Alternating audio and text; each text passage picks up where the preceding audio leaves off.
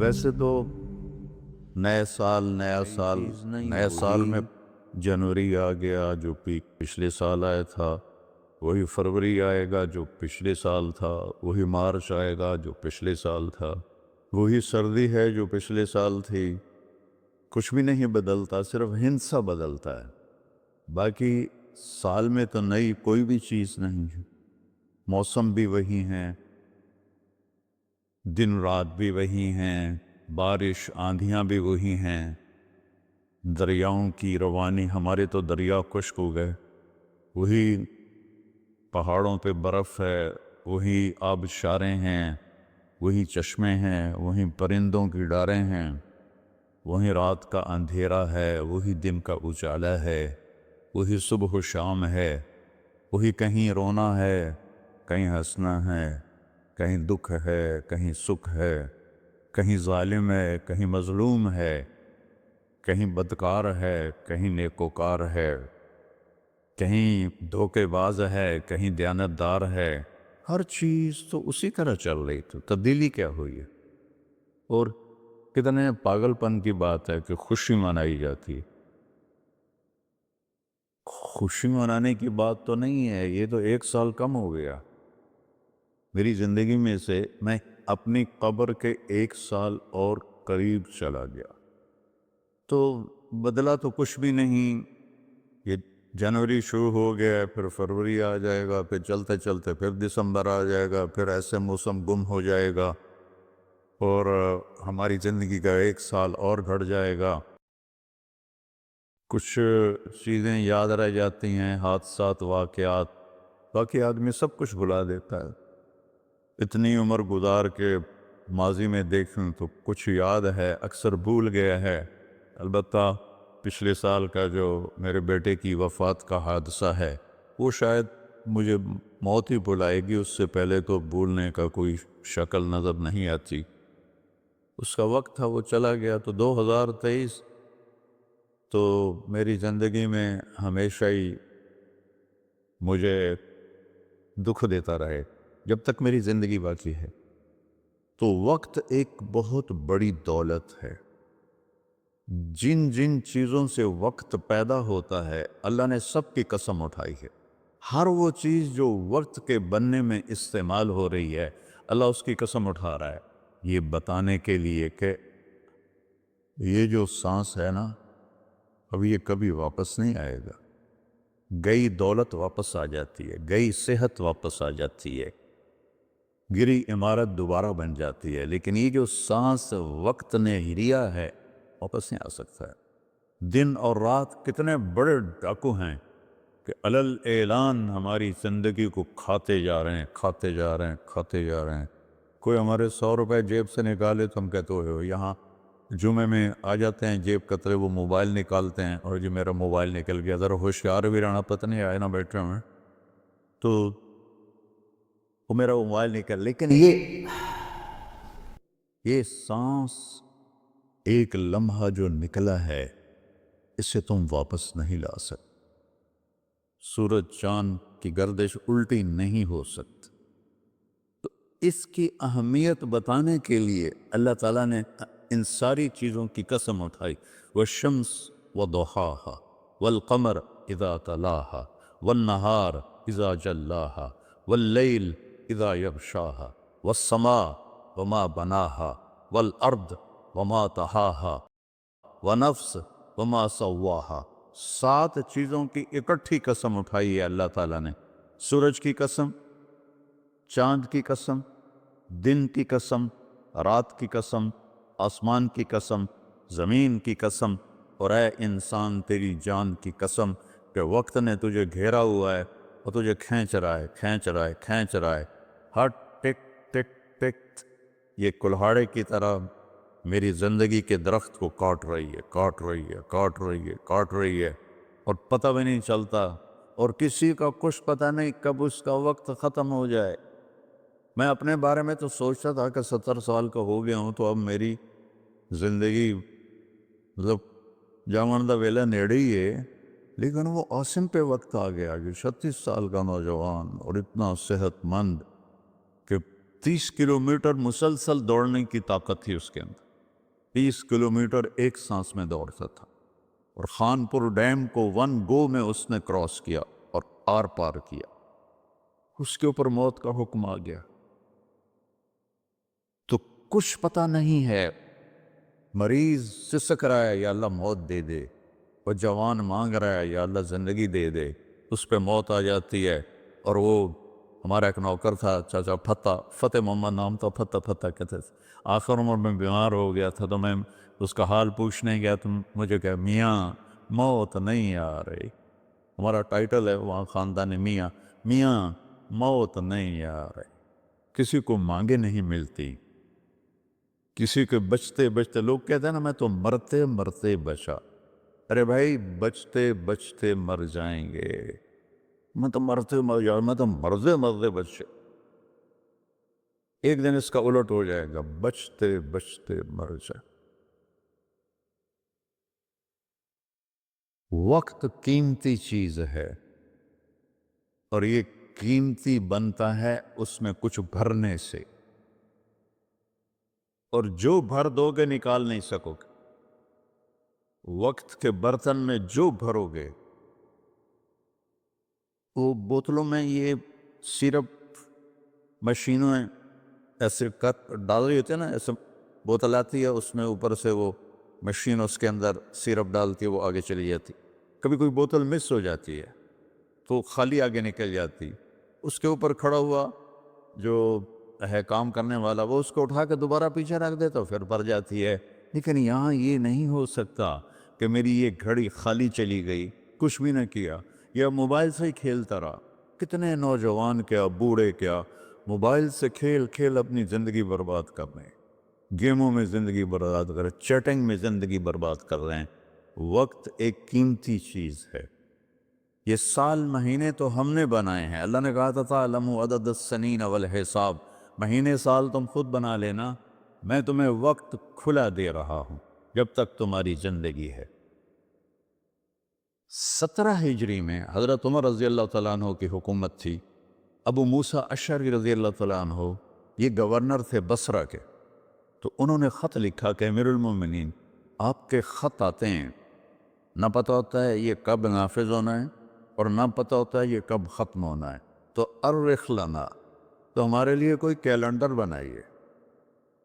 تو حکومت بہت پھیل چکی تھی، 22 لاکھ مربع میل میں حکومت پھیل چکی تھی، تو حضرت عمر کو یہ بات بڑی پسند آئی تو انہوں نے سب کو جمع کیا، فرمایا بھائی ابو موسیٰ کا خط آیا ہے تو ہمیں اپنا کوئی کیلنڈر بنانا چاہیے۔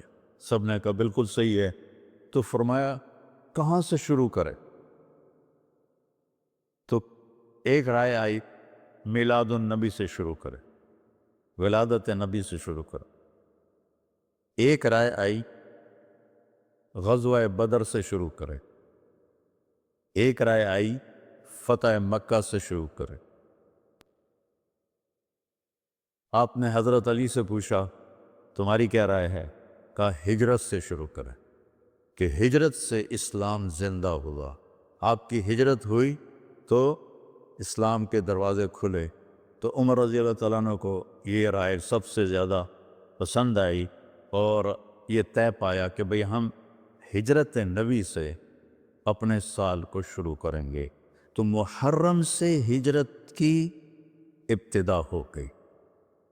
تو آپ نے فرمایا چونکہ ہجرت کی ابتدا تو محرم سے ہے، ہمارے نبی نے ہجرت کی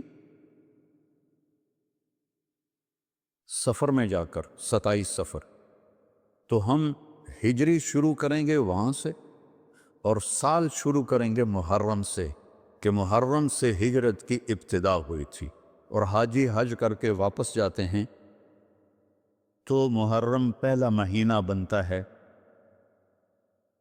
تو لہٰذا ہمارا جو سال بنا وہ بنا محرم سے شروع ہوگا، اور اس کی جو سال کی جو انتہا ہے، ابتدا، وہ ہجری سے ہوگی۔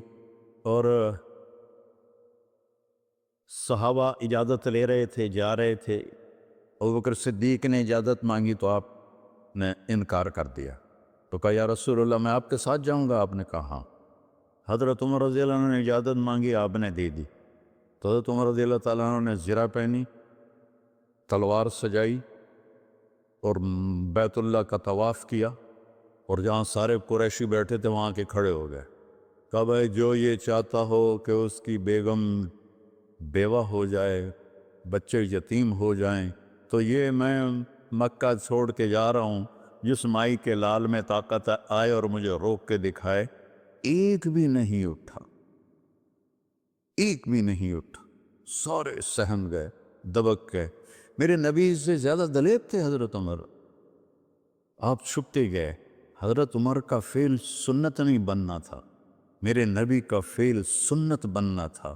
کمزوری کے وقت میں کیا کرنا ہے ہمیں طریقہ سکھانے کے، ورنہ جبریل ایسے براق پہ بٹھاتے اور جا کے مدینے اتار دیتے۔ امت کو سبق دینا تھا، جب تم کمزور ہو تو پھر اس وقت تم نعرے بازی نہ کرو، اپنی طاقت کو حاصل کرو۔ نعروں سے بھی کبھی کوئی قوم فتح ہوتی، اور بد دعاؤں سے بھی کبھی کوئی قوم برباد ہوتی، ہمارے جیسوں کی بد دعائیں۔ تو اپنی اصلاح کمزوری کے وقت میں وہ کرو جو میرے نبی نے کر کے دکھائے، کمزوری کے وقت میں وہ نہ کرو جو بدر میں انہوں نے کر کے دکھایا۔ اس وقت سارا باطل ہم پر چھایا ہو، ہمیں تو ایک جہاز کا پرزہ بھی بنانا نہیں آتا، تو وہ کتنے بے وقوف ہوں گے جو کہیں ہم کو ذرا پرزہ دے ہوئے جو توڑو تو ہی بم سٹنا ہے۔ کیا خیال ہے دیں گے وہ؟ جب تک ہم اپنے وسائل پہ، جب تک ہم اپنے علم میں، دیکھو چائنا والوں نے جا کے انگلینڈ میں علم نہیں سیکھا، امریکہ میں علم نہیں سیکھا۔ ہمارا ہر محکمہ، چاہے وہ فوج ہو چاہے وہ سول ہو، امریکہ جا رہے ہیں، انگلینڈ جا رہے ہیں سیکھنے کے لیے۔ ارے دشمن بھی کبھی سکھائے گا کچھ؟ ہم خود تراشتے ہیں منازل کے سنگ میل، ہم وہ نہیں ہیں جن کو زمانہ بنا گیا۔ جاپان نے کوئی جا کے انگریزی سیکھی تھی، چائنا نے انگریزی سیکھی تھی۔ انگریزی سیکھنا کوئی منع نہیں ہے، ایک زبان ہے، سیکھو، لیکن اس کو بڑائی اور عزت کا معیار بنا لیں، کیا ظلم و ستم ہے یارو۔ اپنے علم میں خود مختار بنو گے، اپنی طاقت حاصل کرو گے، اللہ سے تعلق بڑھاؤ گے، پھر نعرے لگاؤ ایسے زندہ باد مردہ باد، کیا فضولیات۔ مسجدوں میں اتنا شور مچ جاتا ہے، زندہ باد مردہ باد۔ حضرت عمر رضی اللہ تعالیٰ نے دیکھا دو آدمی مسجد نبوی میں اونچی اونچی بات کر رہے تھے، تو آپ نے ایک کنکر اٹھایا اور ان کو ایسے پھینکا، جب ان کے سامنے گرا تو انہوں نے مڑ کے دیکھا، تو حضرت عمر نے ایسے اشارے سے بلایا مسجد نبوی میں، تو وہ آ گئے، کہاں سے آئے ہو؟ کہ یہ طائف سے۔ کہ اگر تم مدینہ کے ہوتے تو مار مار کے تمہارے چہرے میں خونی کر دیتا، تم نبی کی مسجد میں اونچی آواز سے بول رہے۔ یہ ساری مسجدیں مسجد نبوی سے جڑی ہوئی ہیں، بیت اللہ سے جڑی ہیں، ان میں نعرے کبھی زندہ آباد کبھی مردہ آباد۔ یہ کیا امت نے طریقہ اپنا دیا ہے۔ سلطان عبد المجید نے جب مسجد نبوی بنائی، جو سیکنڈ لاسٹ تھا ترکی بادشاہ، تو اس نے ساری دنیا سے کاریگر بلائی، ان کو استنبول میں ایک بستی میں ٹھہرایا اور کہا اپنے ہر ہنر والا اپنے بچے کو حافظ بنائے اور اپنا ہنر سکھائے۔ تو سب نے ایک ایک بچہ حافظ بنایا، اپنا تعمیراتی ہنر سکھایا، تو 3000 حفاظ اور کاریگر تیار ہوئے۔ ان کو سلطان عبد المجید نے مدینہ بھیجا اور انہوں نے مسجد نبوی کی تعمیر شروع کی۔ سارا ہر پتھر پہ قرآن پڑا ہوا ہے جو پرانی مسجد ہے، اور جب کوئی پتھر رکھتے تھے اور وہ تھوڑا بڑا ہوتا تھا، اس کے مطابق نہیں ہوتا تھا، تو وہ نشان لگاتے، اور وہاں بھی تراش سکتے تھے تیشے کے ساتھ، نشان لگاتے۔ جس بستی میں وہ ٹھہرے ہوئے تھے وہاں وہ پتھر واپس جاتا، وہاں اس کی کاٹ تراش کر کے پھر واپس بھیجا جاتا، پھر اسے لگایا جاتا، پھر وہ تھوڑا سا زیادہ ہوتا، پھر وہیں جاتا تھا، اور وہاں جا کے تاکہ ٹھک ٹھک کی آواز میرے نبی کو تکلیف نہ دے۔ میرے نبی تو اپنی قبر میں زندہ ہے تاکہ ان کو تکلیف نہ ہو، تو پھر اس کو واپس لا کے پھر جوڑا جاتا تھا۔ ایسے ہی بیت اللہ بنا، وہ جو پرانا اب انہوں نے گرا کے نیب کر دیا، تو ہر پتھر پہ قرآن پڑھا گیا ہے، ہر پتھر پہ، اور مسجد کا ادب ایسا تھا۔ پھر اس کے بعد یہ نئی مسجد، ہر سال میں جاتا تھا، میں دیکھتا تھا وہ کاریگر سگریٹ پی رہے ہوتے تھے، دھواں اڑا رہے ہوتے تھے، وہ ساتھ تعمیر کر رہے ہوتے تھے۔ نہ وہ عشق میں رہیں گرمیاں، نہ وہ حسن میں رہیں شوخیاں، نہ وہ غزنوی میں تڑپ رہی، نہ وہ خم ہے زلف ایاز میں۔ وہ زمانہ ہی بدل گیا، وہ مسلمان آئے الشاک گئے وعدہ فردہ لے کر، اب انہیں ڈھونڈ چراغ رخ زیبا لے کر۔ تو ہمیں قمری سال دیا گیا، اس کی وجہ مجھے سمجھ آئی 2014 میں جب میں ناروے گیا، اور ناروے میں ہے اینڈ آف دا ورلڈ، شمال میں and of the world Norway میں ہے۔ میں وہاں گیا، اس علاقے میں 2 مہینے سورج نکلتا نہیں اور 2 مہینے ڈوبتا نہیں، تو کیلنڈر جو شمسی ہے وہ فیل ہو جاتا ہے۔ رات ہے لیکن سورج نکلا ہوا پتہ نہیں دن ہے یا رات، دن ہے سورج نکلا ہوا پتہ نہیں دن ہے یا رات ہے۔ تو کئی علاقے ہیں ایسے اوپر شمال میں جہاں سورج کا کیلنڈر فیل ہو جاتا ہے۔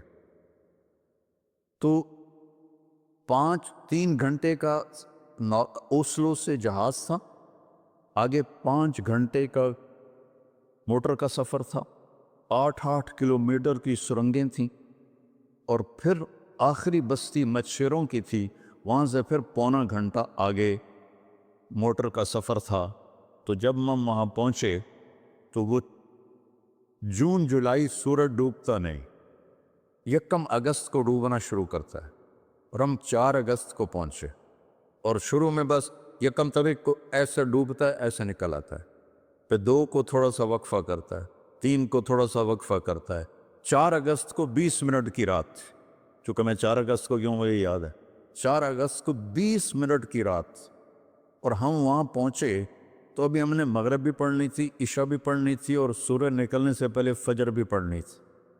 تو یہ ایک انوکھا واقعہ میرے ساتھ آیا ہے جو شاید ہی کسی اور کے ساتھ پیش آیا ہو، یا میرے ساتھ جو ساتھی تھے وہاں میں بھاگا، اور ریلنگ تھی اس کے ساتھ کھڑے ہو کر میں نے اذان دی۔ مجھے اللہ کی مخلوق کو 2 دفعہ دیکھ کے ہیبت طاری ہوئی۔ ایک ماؤنٹ ایورسٹ کو دیکھا کہ وہ پوری طرح ننگا تھا، چوٹی خالی تھی، دیکھ کر میں بالکل گم ہو گیا، جس کے تیر اتنے بڑے ہوں وہ اللہ کتنا بڑا ہوگا۔ اور ایک وہ جب میں اینڈ آف دی ورلڈ پر پہنچا تو اس کا وہ منظر دیکھ کے میں گم ہو گیا۔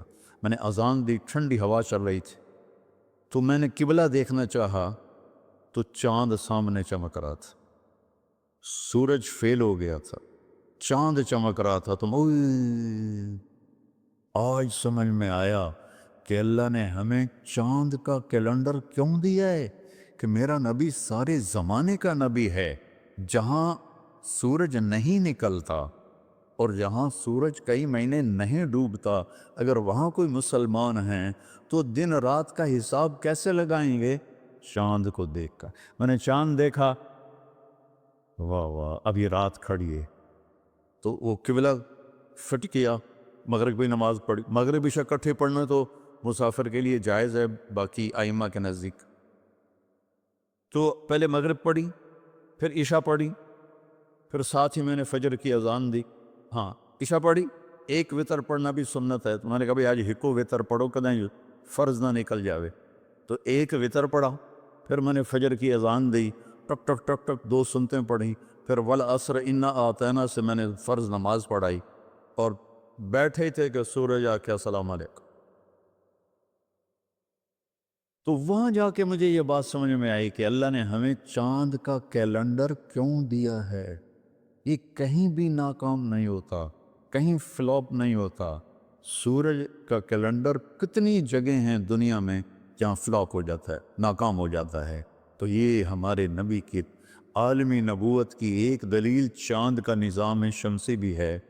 تو بھائیو، میں بہت ساری باتیں وقت کے متعلق بتا گیا، کہنا تو یہ تھا کہ ہندسہ بدلا ہے تو اپنے آپ کو بھی بدلیں، توبہ کریں، اپنے رب کی بارگاہ میں اور گناہوں سے توبہ کریں۔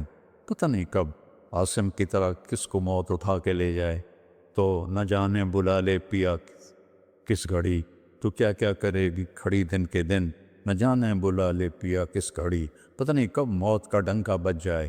تو بھائیو اس سے پہلے توبہ کرو، اپنے رب کی بارگاہ میں جھکو، فرائض ادا کرو، 5 نمازیں پوری پڑھو، جھوٹ نہ بولو، سچ بولو، دھوکہ نہ دو، دیانتداری سے چلو، بدکاری نہ کرو، نکاح کرو، نشے نہ کرو، حلال پیو، حلال کھاؤ، حرام نہ کماؤ، حلال کماؤ، ماں باپ زندہ ہیں تو ان کے آگے اف بھی نہ کرو، بیوی بچوں سے حسن سلوک رکھو، روب جمانا نہیں۔